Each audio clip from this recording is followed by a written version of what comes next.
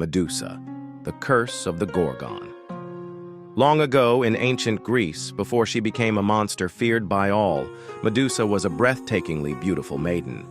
She served as a priestess in the temple of Athena, the goddess of wisdom and war. With hair as black as a raven's wing and eyes like emerald fire, Medusa was admired across the land, not just for her beauty, but for her devotion and purity.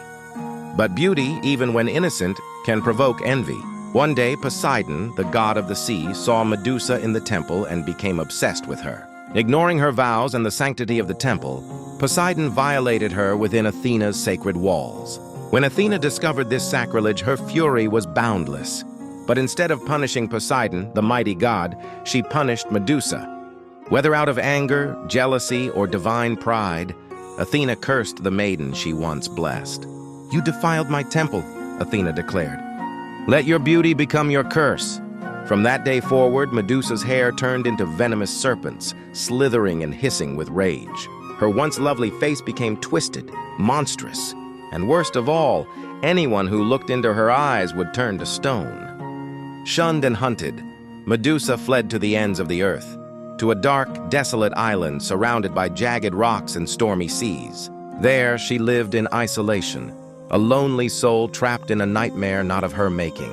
Heroes came, lured by the promise of glory, and they died one by one, turned to statues, their expressions forever frozen in fear.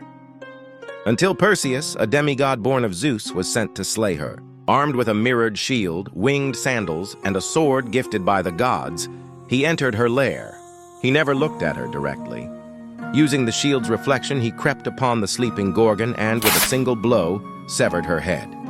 From her blood sprang two beings, Pegasus, the winged horse, and Chrysaor, a warrior, her children, fathered by Poseidon, born in death. Medusa's severed head retained its power. Perseus used it to vanquish enemies before gifting it to Athena, who mounted it on her shield, the Aegis. And so Medusa's story ends, not as a villain, but as a victim of gods and fate.